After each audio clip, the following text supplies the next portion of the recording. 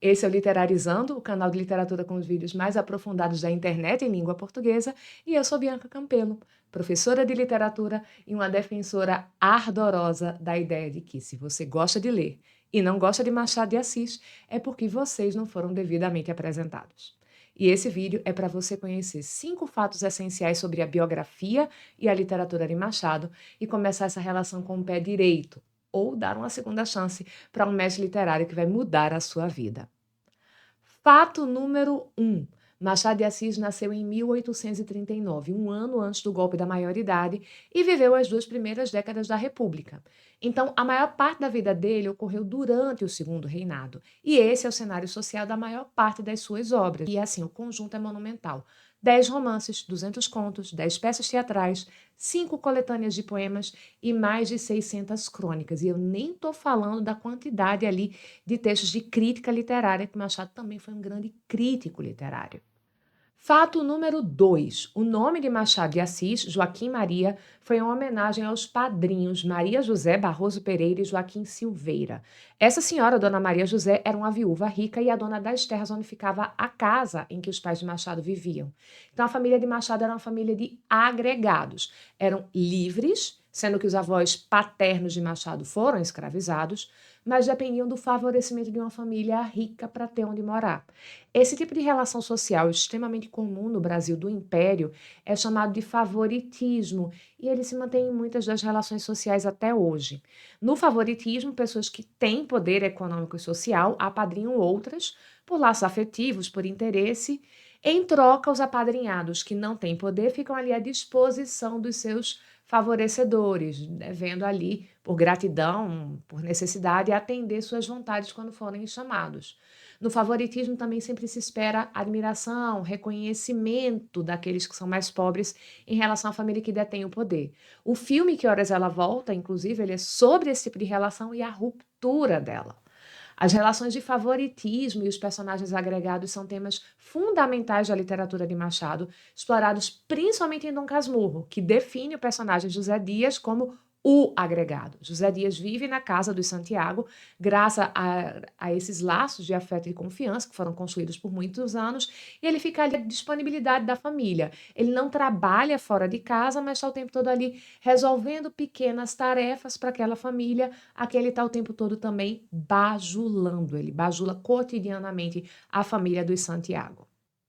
Fato número 3. As atividades profissionais de Machado influenciaram diretamente a sua obra. O primeiro trabalho conhecido de Machado de Assis foi como aprendiz de tipógrafo e revisor na imprensa nacional, aos 17 anos. Lá, inclusive, ele foi protegido por Manuel Antônio de Almeida, que já tinha publicado Memórias de um Sargento de Milícias.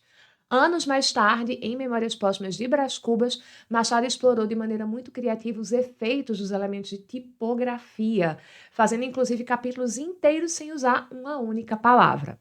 Até os 28 anos, Machado foi principalmente um escritor de jornais, cronista, revisor, repórter, crítico teatral. Aliás, ele também foi censor de teatro, ou seja, ele acompanhou muito de perto o que o mundo do teatro e da ópera era naquela época, e isso fez dele um grande fã de Shakespeare. Em Memórias Póstumas tem muitas citações de Hamlet e de outras peças, e Dom Casmurro se constrói a partir de uma intertextualidade muito forte com Otelo e com a ideia de que a vida é uma ópera. A partir de 1867, Machado também foi funcionário público, nomeado inclusive pelo próprio imperador Dom Pedro II. Ele trabalhou em diferentes cargos burocráticos e chegou a ser funcionário de 2 ministérios, o da Agricultura e o da Indústria.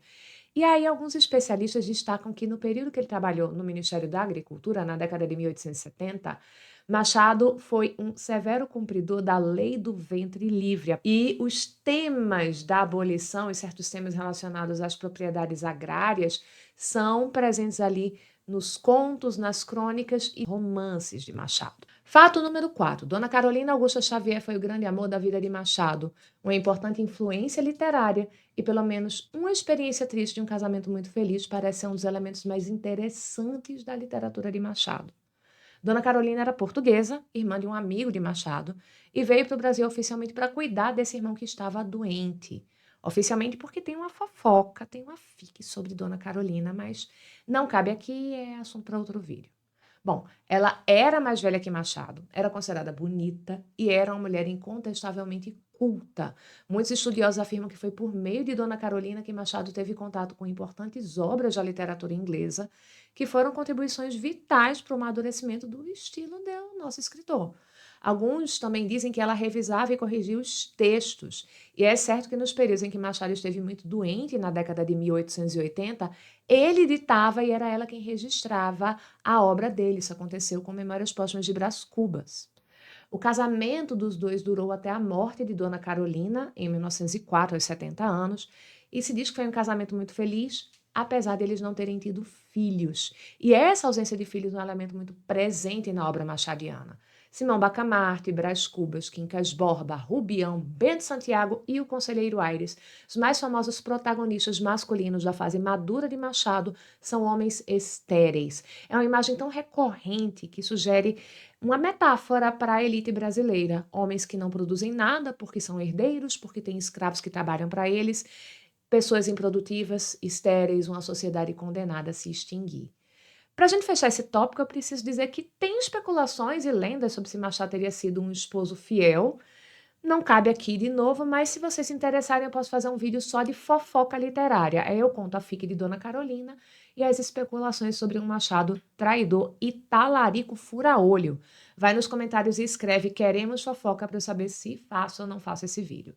Por agora, basta você saber que o adultério é um dos grandes temas da literatura da segunda metade do século XIX e é também uma constante nos contos e romances de Machado.